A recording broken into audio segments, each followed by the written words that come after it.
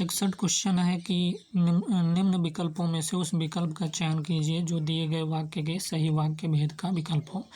उसका काम बन जाए इसलिए वह किसी से सिफारिश कराने के चक्कर में है। उसका काम बन जाए इसलिए वह किसी से सिफारिश कराने के चक्कर में। मिश्र वाक्य है, इच्छावाचक वाक्य है, संयुक्त वाक्य है, सरल वाक्य है। तो ये संयुक्त वाक्य है कि उसका काम बन जाए इसलिए वह किसी से सिफारिश कराने के चक्कर में है। ये क्या है? संयुक्त वाक्य है। दिए गए वाक्य क्या है? संयुक्त वाक्य का उदाहरण है। संयुक्त वाक्य में दो उपवाक्य होते हैं और दोनों प्रधान होते हैं। ये संयोजक अव्यय से एक दूसरे से जुड़े होते हैं। 62 क्वेश्चन है कि निम्नलिखित में से किसे संचारी भाव कहते हैं? विभाव को व्यभिचारी भाव, अनुभाव, स्थायी भाव। तो किसे संचारी भाव कहते हैं? तो व्यभिचारी भाव को जो है संचारी भाव कहते हैं। व्यभिचारी भाव को क्या कहते हैं? संचारी भाव कहा जाता है। संचारी भावों की संख्या अगर माने तो 33 मानी जाती है। संचारी भाव किसी न किसी स्थायी भाव के साथ प्रकट होते हैं, अर्थात व्यभिचारी या संचारी भाव स्थायी भावों के सहायक होते हैं जो अनुकूल परिस्थितियों में घटते बढ़ते रहते हैं।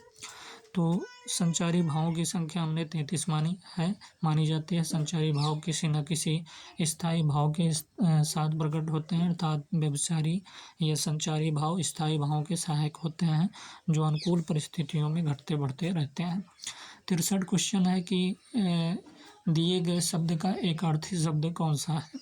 आराधना का तपस्या होगा, अनुराग होगा, प्रेम होगा या आसक्ति होगा। तो आराधना का जो है तपस्या जो है एक अर्थी शब्द है, अन्य विकल्प जो है असंगत है। इसमें से भाववाचक संज्ञा का सही विकल्प कौन सा नहीं है? तो स्वामित्व, भारतीयता, विकल्प, फैलाव। तो कौन सा जो है भाववाचक संज्ञा का सही विकल्प नहीं है? तो विकल्प जो है ये भाववाचक संज्ञा का सही विकल्प नहीं है, बल्कि स्वामित्व ये भाववाचक है, भारतीयता, फैलाव ये सभी भाववाचक हैं। विकल्प शब्द की भाववाचक संज्ञा विकलता होगा, अतः यह उत्तर जो है की दृष्टि से सही विकल्प नहीं है। भाववाचक संज्ञा से किसी पदार्थ की अवस्था, धर्म, स्वभाव, भाव, गुण, दशा का बोध होता है। उन्हें क्या कहते हैं? भाववाचक संज्ञा कहते हैं। निम्न विकल्पों में से उस विकल्प का चयन कीजिए जो दिए गए वाक्य के अनुसार विशेषण के भेद का सही विकल्प हो। पेड़ पर बहुत सारे पक्षी बैठे हैं। क्या है? पेड़ पर बहुत सारे पक्षी बैठे हैं निश्चित परिमाणवाचक है या अनिश्चित परिमाणवाचक है या सार्वनामिक है या गुणवाचक है? तो ये अनिश्चित परिमाणवाचक है। दिए गए वाक्य में पक्षियों के परिणाम का बोध हो रहा है किंतु किसी निश्चित संख्या बहुत का नहीं, अतः यह अनिश्चित परिमाणवाचक विशेषण का उदाहरण है। अगला क्वेश्चन है 66 क्वेश्चन है कि किस शब्द का शक्ति की प्रतीति सबसे पहले हुआ करती थी? किस शब्द का शक्ति की प्रतीति सबसे पहले हुआ करती थी? व्यंजनाकार, रूढ़ा, लक्षणा, अभिधा या लक्षणा। तो इसमें से सही सी है कि किस शब्द का शक्ति की प्रतीति सबसे पहले हुआ करती थी? तो अभिधा की। काव्य शास्त्र में इस शब्द की अर्थबोधक शक्ति, अभिधा, लक्षणा तथा व्यंजना 3 मानी गई है। अभिधा शब्द शक्ति की प्रतीति सबसे पहले हुआ करती है। अगला क्वेश्चन क्या है कि दिए गए शब्द युग्म के सही अर्थ वाला विकल्प चुनना है। तो पौत्र और पोत का सही क्या अर्थ है? पौत्र और पोत का, पोता जहाज होगा, सभा जहाज होगा, तख्ता जहाज होगा, ये पोता जान होगा। तो ये पौत्र का मतलब पोता होगा और पोत का मतलब जहाज होगा। तो शब्द युग्म पौत्र और पोत का सही अर्थ वाला युग्म क्या है? पोता मतलब पोता मतलब पौत्र मतलब पोता और पोत मतलब जहाज होगा। अन्य विकल्प अर्थ की दृष्टि से असंगत है। देखिए निम्न विकल्पों में से उस विकल्प का चयन कीजिए जो दिए गए समस्त पद के सही अव्ययी भाव समास का विकल्प है। निसंदेह का क्या होगा? संदेह सहित होगा, संदेह के बिना, संदेह वाला, संदेह के अनुसार। तो संदेह के बिना जो है निसंदेह होगा। समस्त पद निसंदेह का सही विग्रह संदेह के बिना होगा। शेष विकल्प जो है असंगत है। अव्ययी भाव समास जिसमें पूर्व पद की प्रधानता हो और सामासिक या समास पद अव्यय हो जाए, अव्ययी भाव समास कहलाता है। जैसे यथा विधि को देखें तो विधि के अनुसार हो गया, आजन्म देखें तो जन्म तक, व्यर्थ देखें तो बिना अर्थ का। अगला क्वेश्चन है कि निम्न विकल्पों में से उस विकल्प का चयन कीजिए जो दिए गए वाक्य के सही वाक्य भेद का विकल्प हो। वह संतुष्ट थे, इसीलिए उसने कभी शिकायत नहीं की। वह क्या थे? संतुष्ट थे, इसीलिए उसने कभी शिकायत नहीं की। सरल वाक्य है या संयुक्त वाक्य है, संदेहवाचक वाक्य है या मिश्र वाक्य है। तो ये संयुक्त वाक्य है कि वह संतुष्ट थे, इसीलिए उसने कभी शिकायत नहीं की। दिया गया वाक्य संयुक्त वाक्य का उदाहरण है क्योंकि इसमें दो प्रधान उपवाक्य हैं, दोनों उपवाक्य संयोजक अव्यय इसलिए से जुड़े हुए हैं। निम्न विकल्पों में से उस विकल्प का चयन कीजिए जो अन्य पुरुषवाचक सर्वनाम का सही विकल्प है। तो मैं आपको तो कौन सा सही पुरुषवाचक सर्वनाम का सही विकल्प है?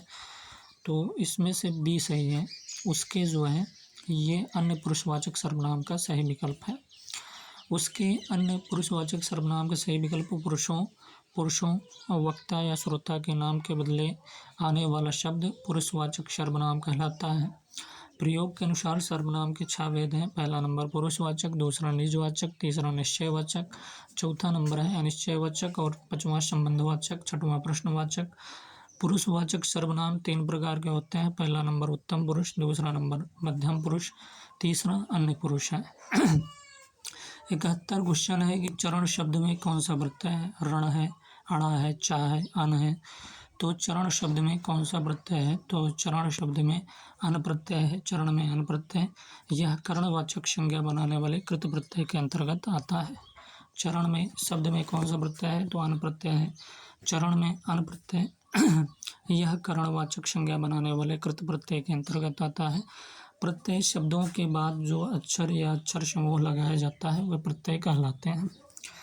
अगला क्वेश्चन है कि निम्न विकल्पों में से उस विकल्प का चयन करें जो उपसर्ग का सही विकल्प नहीं है। तो व्यसन, निडर, परविधा या पुष्पित, कौन सा जो है ऐसा है कि उपसर्ग का सही विकल्प नहीं है? तो पुष्पित जो है ये उपसर्ग का सही विकल्प नहीं है, बल्कि व्यसन, निडर और परविधा ये जो है उपसर्ग के सही विकल्प हैं। दिए गए विकल्पों में क्रमशः बी, नी, पर उपसर्ग से बने शब्द हैं, जबकि पुष्पित शब्द बिना उपसर्ग के हैं। अतः विकल्प डी सही उत्तर है। उपसर्ग जो किसी शब्द के पहले आकर विशेष अर्थ प्रकट करते हैं वह उपसर्ग कहलाते हैं। 73 क्वेश्चन है निम्नलिखित विकल्पों में से विधानवाचक वाक्य का विकल्प चुनिए। जल्दी दरवाजा खोलो, माता जी ने पूजा कर ली है, ईश्वर सबका भला करें, मैं आज खाना नहीं खाऊंगा। तो कौन सा सही है? तो विधानवाचक वाक्य का विकल्प, तो इसमें से बी सही है कि माता जी ने पूजा कर ली है। माता जी ने पूजा कर ली है यह विधानवाचक वाक्य का उदाहरण है।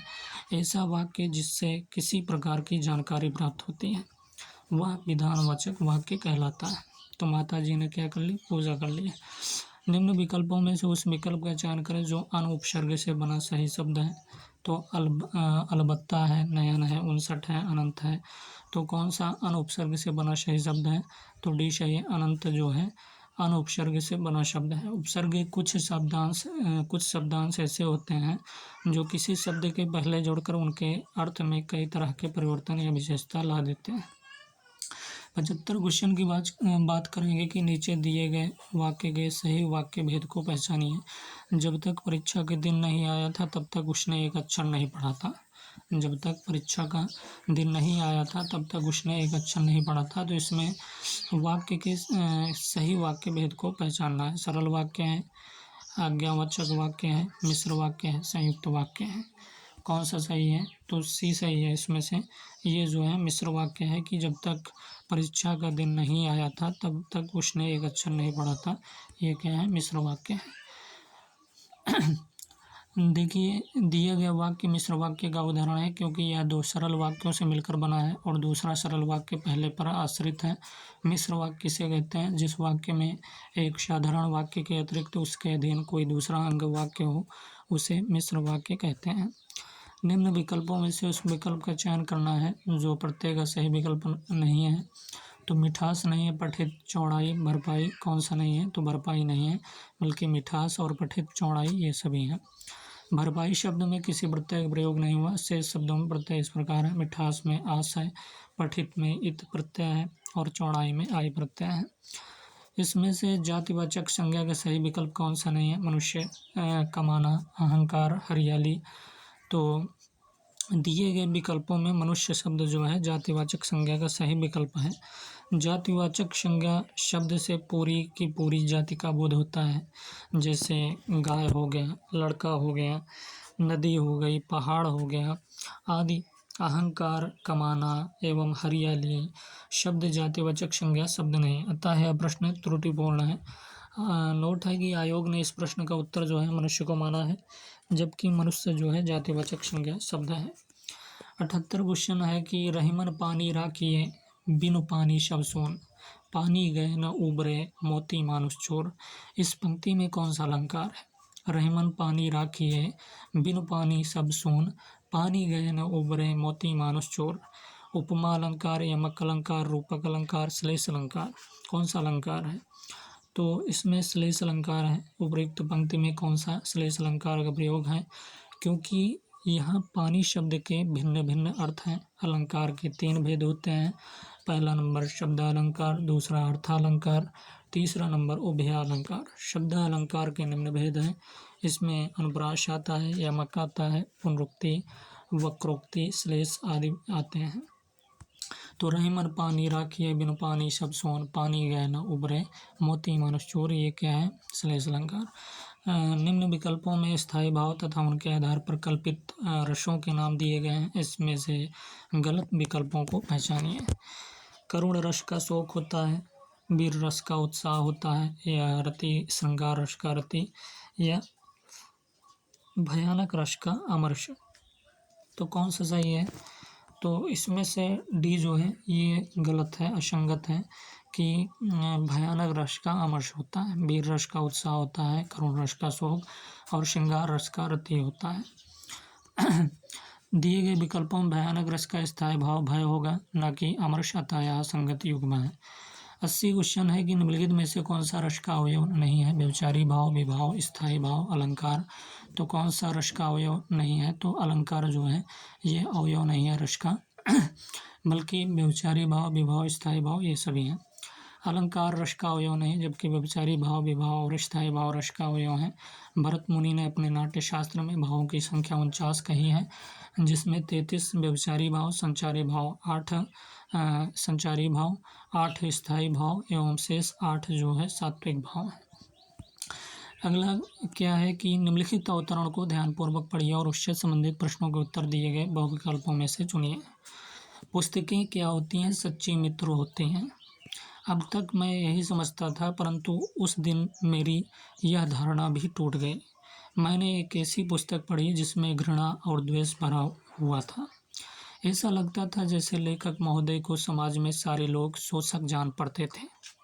लेखक को यदि कोई कार में सवारी करता दिखा तो वह नफरत के योग्य लगा, जो मंदिर जाता हुआ मिला वह मूर्ख लगा, जो संस्कारों की बातें करता वह ढोंगी जान पड़ा, जो संस्कृति और मर्यादा की बात करता वह शोषक प्रतीत हुआ।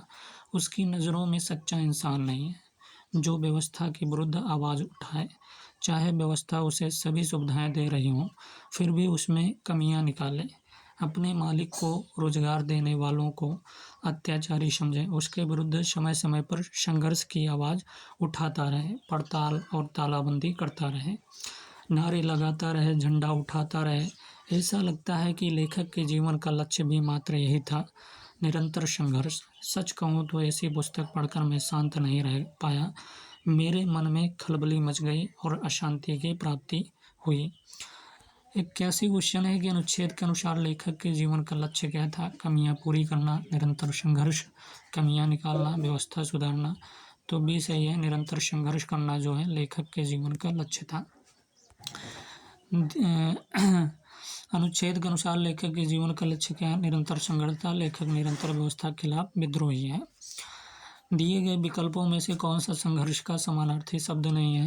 तो समानार्थी शब्द जो है संधि नहीं है, बल्कि लड़ाई, रण, समर है। संघर्ष का समानार्थी शब्द संधि नहीं है, बल्कि संधि समझौते का समानार्थी है। पुस्तक जो है 83 क्वेश्चन है। पुस्तक पढ़कर पाठक के मन पर क्या प्रभाव पड़ा? हृदय शांति से भर गया, मन की उथल पुथल खत्म हो गई, मन का संघर्ष समाप्त हो गया, हृदय जो है हलचल और अशांति से भर गया। तो 83 का डी सही है कि हृदय जो है हलचल और शांति से भर गया। पुस्तक पढ़कर पाठक का हृदय हलचल और अशांति से भर गया, क्योंकि लेखक द्वारा पुस्तक में सर्वत्र अशांति तथा संघर्ष को ही चित्रित किया गया था। 84 क्वेश्चन है कि लेखक की नज़रों में सच्चा इंसान कौन है? तो जो व्यवस्था के विरुद्ध लगातार लड़ता रहे, जो लगातार पुस्तकें पढ़ता रहे, जो व्यवस्था को अपनाता रहे, जो सिर्फ संस्कारों की बात करता रहे। तो ये सही है, जो व्यवस्था के विरुद्ध लगातार लड़ता रहे वही लेखक की नज़रों में सच्चा इंसान है। लेखक की नज़रों में सच्चा इंसान दिए गए 85 क्वेश्चन है कि दिए गए अनुच्छेद का सटीक शीर्षक लिखिए। सही व्यवस्था के लिए आवाज़, मन की कुंठा, पुस्तकें, शोषण और शोषक। तो दिए गए अनुच्छेद का सटीक शीर्षक क्या होगा? मन की कुंठा होगा। दिए गए अनुच्छेद में सर्वत्र असंतोष और संघर्ष की भावना है, अतः उचित शीर्षक जो है मन की कुंठा होगा। अगला जो है निम्नलिखित काव्यांश को ध्यानपूर्वक पढ़िए और उससे संबंधित प्रश्नों के उत्तर दिए गए विकल्पों में से चुनिए। नए युग में विचारों की नई गंगा बहाओ तुम, नए युग में विचारों की नई गंगा बहाओ तुम, कि सब कुछ जो बदल दे ऐसे तूफान में नहाओ तुम। नए युग में विचारों की नई गंगा बहाओ तुम, कि सब कुछ जो बदल दे ऐसे तूफान में ना आओ तुम। अगर तुम ठान लो तो आंधियों को मोड़ सकते हो, अगर तुम ठान लो तारे गगन के तोड़ सकते हो, अगर तुम ठान लो तो विश्व के इतिहास में अपने सुयश का एक नौ अध्याय भी तुम जोड़ सकते हो। तुम्हारे बाहुबल पर विश्व को भारी भरोसा है, उसी विश्वास को फिर आज जन जन में जगाओ तुम। पसीना तुम अगर इस भूमि में अपना मिला दोगे, करोड़ों दीनहीनों को नया जीवन दिला दोगे। तुम्हारी देह के श्रम शिखरों में शक्ति है इतनी, कहीं भी धूल में तुम फूल सोने के खिला दोगे। नया जीवन तुम्हारे हाथ का हल्का इशारा है, इशारा कर वही इस देश को फिर लहलाओ तुम। तो दिए गए विकल्पों में से कौन सा अध्याय का समानार्थी शब्द नहीं है? स्कंद नहीं है, प्रकरण, सर्ग, राजस्व। तो इसमें से कौन सा समानार्थी शब्द नहीं है? तो राजस्व नहीं है, बल्कि स्कंद है, प्रकरण है, सर्ग है। ये सभी जो है समानार्थी शब्द हैं, जबकि राजस्व जो है समानार्थी शब्द नहीं, अतः विकल्प डी असंगत उत्तर है। 87 क्वेश्चन है कि काव्यांश का उचित शीर्षक चुनिए। विश्व का इतिहास है, भारतीय नवयुवक, विविधताओं का रास्ता, जनता का विश्वास। तो बी सही है, भारतीय नवयुवक जो है ये शीर्षक जो है सही है। दिए गए काव्यांश का उचित शीर्षक भारतीय नवयुवक होगा, क्योंकि इसमें काव्यांश में नवयुवक के उत्साह, जोश और निर्मात्री शक्ति का उल्लेख किया गया है। 88 क्वेश्चन है, यदि भारतीय नवयुवक दृढ़ निश्चय कर लें तो क्या क्या कर सकते हैं? यदि भारतीय नवयुवक दृढ़ निश्चय कर लें तो क्या क्या कर सकते हैं? कुछ भी किए बिना रह सकते हैं, विविधताओं को देखकर अपना रास्ता बदल लेते हैं, विविधताएं बढ़ा सकते हैं, विविधताओं का रास्ता बदल सकते हैं। तो डी सही है, विविधताओं का रास्ता बदल सकते हैं। यदि भारतीय नवयुवक दृढ़ निश्चय कर लें तो विविधताओं का रास्ता क्या कर सकते हैं? बदल सकते हैं। 89 क्वेश्चन है, नवयुवकों से क्या करने का आग्रह किया जा रहा है? जनता में आत्मविश्वास का भाव जगाने का, सिर्फ स्वयं का आत्मविश्वास रखने का, जनता में आत्मविश्वास का भाव घटाने का, पसीना नहीं बहाने का। तो ये सही है कि जनता में आत्मविश्वास का भाव जगाने का जो है नवयुवकों से आग्रह किया जा रहा है। अनुच्छेद के अनुसार युवक आदि यदि परिश्रम करें तो क्या लाभ होगा? करोड़ों दीनहीनों को नया जीवन मिल सकता है, अपनी शक्ति बढ़ा सकता है, सब कुछ धूल में मिला सकता है, सिर्फ अपना जीवन सुधार सकता है। तो ये सही है, करोड़ों दीनहीनों को जो है नया जीवन मिल सकता है। युवक यदि परिश्रम करे तो करोड़ों दीनहीनों को क्या मिल सकता है? नया जीवन मिल सकता है। लैंगिक समानता का अर्थ क्या है? लैंगिक समानता या पितृसत्ता, नारीवाद, लिंग की जागरूकता। तो लैंगिक समानता है, लैंगिक समानता का अर्थ लैंगिक समानता है स्त्री एवं पुरुष को सामाजिक, आर्थिक, राजनीतिक एवं शैक्षिक विकास के लिए अधिकार के रूप में दी जा रही समानता लैंगिक समानता कहलाती है। नाटक के माध्यम से बच्चों में कौन सा कारक विकसित होता है? शारीरिक और मानसिक वृद्धि और विकास, प्रतिभा और कौशल, कल्पना और संवेग। तो डी सही है कि कल्पना और संवेग जो है नाटक के माध्यम से बच्चों में कल्पना और संवेग कारक विकसित होता है। रचनात्मक मूल्यांकन का उद्देश्य क्या है? छात्रों का चयन करना, खोज की स्थिति को जांचना या अगली कक्षा में पदोन्नति, छात्रों की निगरानी प्रक्रिया। तो छात्रों की निगरानी प्रक्रिया जो है रचनात्मक मूल्यांकन का उद्देश्य है। अगले क्वेश्चन की बात करेंगे कि अधिकारों के अनुसार सभी जो है बच्चों को एक साथ सीखना चाहिए, सामाजिक, मानव, सांस्कृतिक, नैतिक। तो मानव अधिकारों के अनुसार सभी बच्चों को एक साथ सीखना चाहिए। कैसे पढ़ना है? इस अधिगम में पहला कदम कौन सा है? वाक्य पढ़ना, संख्या जागरूकता, स्वान्मिक जागरूकता या वर्णमाला जागरूकता।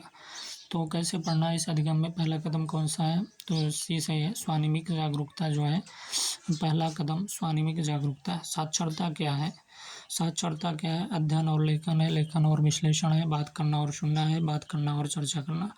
तो साक्षरता अध्ययन और लेखन साक्षरता है। 97 क्वेश्चन है कि आकलन के सिद्धांतों के अनुक्रम के सही क्रम का चयन करें। वर्तमान सी, मान्य बी, पर्याप्त एस, प्रामाणिक ए, विश्वसनीय आर। तो आकलन के सिद्धांतों के अनुक्रम के सही क्रम का चयन करें। तो बी सही है, इसमें बी, ए और सी, एस, आर होगा। देखिए आकलन के सिद्धांतों के अनुक्रम का सही क्रम इस प्रकार है। बी का मतलब मान्य, ए का मतलब प्रामाणिक और सी का मतलब वर्तमान और एस का मतलब पर्याप्त, आर का मतलब विश्वसनीय।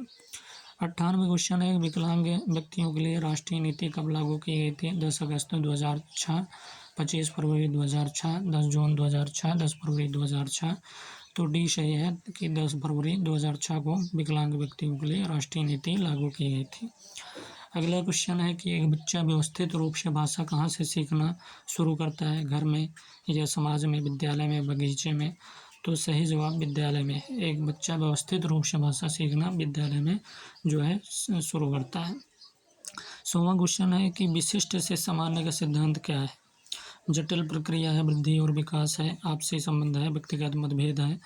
तो विशिष्ट से सामान्य का सिद्धांत जो है वृद्धि और विकास है। क्या है? वृद्धि और विकास।